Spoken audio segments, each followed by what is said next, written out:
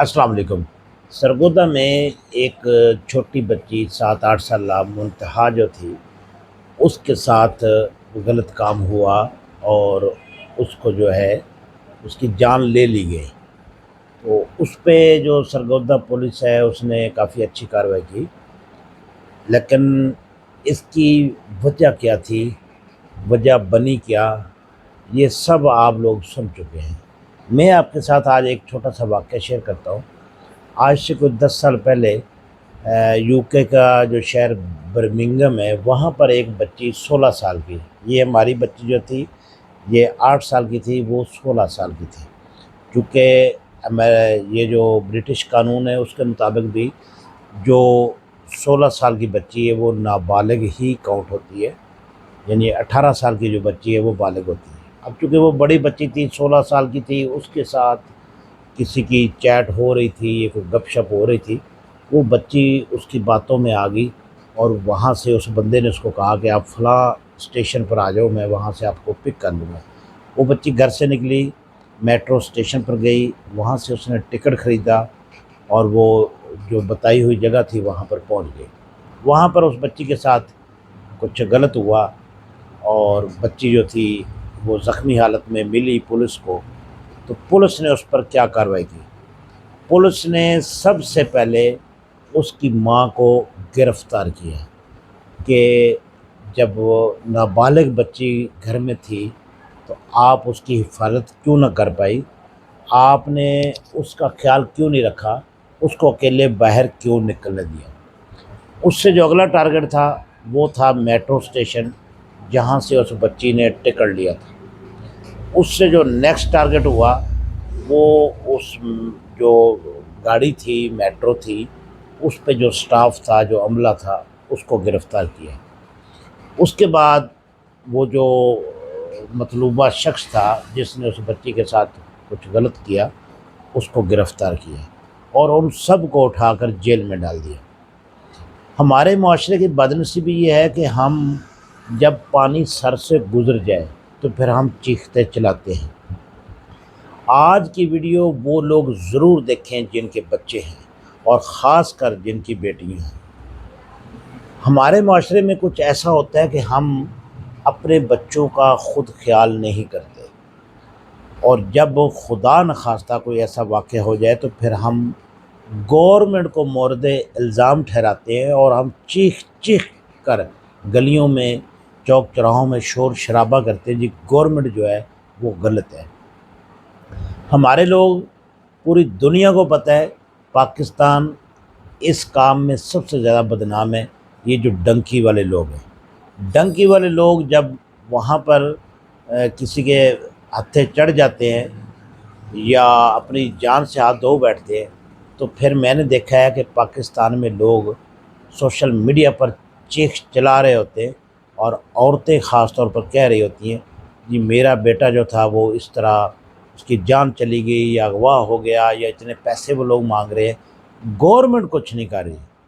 और ये वही औरतें होती हैं जिन्होंने अपना ज़ेवर बेचा होता है और अपने बच्चों के बेहतर मुस्तकबिल के लिए एक गैर कानूनी रास्ता चुन रही होती है। उस वक्त इनको कोई नहीं पूछता। तो मेरा कहना ये है कि इसमें सबसे जो पहला जो स्टेप बनता है, जो कसूर है, वो वालिदैन का है। मैं बहुत सारे लोगों से ये गुजारिश करता हूँ कि अपने बच्चे को अच्छा बुरा समझाएं, अपनी बेटी को बैड टच और गुड टच ये वाला सबक ज़रूर घर में दें। आप ख़ुद नहीं बता सकते तो आप अपनी वाइफ से कह सकते हैं कि वो बच्ची को या बच्चे को ये सारी चीज़ सिखाए। अगली बात ये है कि हम अपनी थोड़ी सी सुस्ती के लिए, थोड़े से आराम के लिए हम बच्चे को कुर्बान कर देते हैं। अब वाक़ियत के मुताबिक कि वो बच्ची जो थी उसको माँ ने कुछ पैसे दिए और कहा कि दुकान से जाकर चीनी ले आओ या पत्ती ले आओ या कोई चीज़ ले आओ, जो भी वो बच्ची गई है। तो यहाँ पर सबसे पहला जो कसूर है वो माँ का है। इसमें कोई शक नहीं कि हमारे माशरे में लाकानूनियत है, जुल्म है, ज़्यादती है।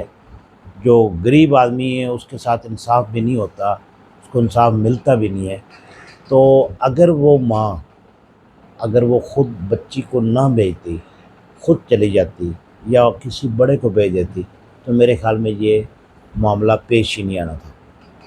پھر اگلی بات، ہم بچوں کو اتنا وہ فقیر اور مطلب اس طرح کی بھکاریوں والی سوچ پیدا کر رہے ہیں۔ آپ نے گلی محلوں میں دیکھا ہوگا چیز بٹ رہی ہے، جس طرح بھی محرم آ گیا تو جوس بٹ رہا ہے، سبیلیں لگی ہیں، پانی بٹ رہا ہے، یا اس میں کوئی دودھ ہے، کوئی یہ کیا کہتے ہیں اس کو، نان اور یہ حلیم اور حلوے بٹ رہے ہیں، اور آپ کے بچے جو ہیں وہ گلیوں بازاروں میں پھر رہے ہیں۔ میں نے یہاں تک دیکھا کہ بچوں نے ہاتھوں میں چھاپر رکھے ہوتے ہیں اور وہ یہ چیزیں اکٹھی کر رہے ہوتے ہیں۔ یہاں پر آپ کے بچے پر بہت برے اثرات پڑتے ہیں۔ وجہ کیا ہوتی ہے کہ آپ کا بچہ لالچی اور مفت خورا بن جاتا ہے۔ مفت کھانے کے چکر میں کوئی ایسا وقت آتا ہے کہ وہی بچہ کسی چکر میں پھنس جاتا ہے۔ آپ نے گجرانوالہ کا واقعہ سنا ہوگا، یہ 2-3 سال پہلے کی بات ہے۔ وہاں پر اسکول میں جب چھٹی ہوئی اور وہ کوئی بندہ آیا اور وہ جوس کے پیکٹ بچوں کو پکڑا گیا، وہ زہریلا جوس تھا۔ اس میں کچھ بچے جو تھے اپنی جان سے ہاتھ دھو بیٹھے اور کچھ بچے زخمی حالت میں ریسکیو والوں نے ریسکیو کیے۔ وجہ کیا ہے کہ آپ کے بچے کو جب کہتا ہے کہ یہ لے جوس اور میرے ساتھ آ جائیں تو بچہ چلا جائے گا۔ بچے کی عادت ماں نے وہاں سے خراب کی ہے، اور میں نے اپنی آنکھوں سے دیکھا ہے ماؤں کو کہ وہ جب بچہ ایک دفعہ چیز لے آتا ہے تو وہ اس کو بھیج رہی ہوتی ہے، جاؤ اس کو کہو کہ میری مما کا حصہ بھی دو، کیونکہ محلے داری ہوتی ہے، اپنا گلی محلہ ہوتا ہے تو سب لوگ ایک دوسرے کو جانتے ہوتے ہیں۔ مطلب یہاں سے بچہ یہ نہیں ہے کہ وہاں پر بچے کے ساتھ کچھ غلط ہو رہا ہے، بچے کا ذہن جو ہے وہ غلط ہو رہا ہے، بچے کے ذہن میں غلامی پیدا ہو رہی ہے، بکاری پن پیدا ہو رہا ہے، بچہ جو ہے وہ فقیر بن رہا ہے۔ بچے کی سوچ بدلے، بچے کو کوئی بندہ سونا کیوں نہ آفر کرے، بچے کی جرت نہیں ہونی چاہیے کہ بچہ اس سے وہ چیز لے جائے۔ اور یہاں پر ایک اور بڑا مسئلہ آ رہا ہے کہ موبائل۔ اب یا تو آپ اپنے بچے کو موبائل لے کر دیں، یا پھر بچے کو اتنی ٹریننگ دے دیں کہ بچہ جو ہے جب تک آپ نہ کہیں وہ کسی کا موبائل استعمال نہ کرے۔ یہاں پر بہت بڑے بڑے معاملات ہوئے ہیں، کوئی بچہ موبائل دیکھنے کے لیے کسی کے گھر چلا گیا اور اس کے ساتھ کوئی ایسا ویسا کام ہو گیا۔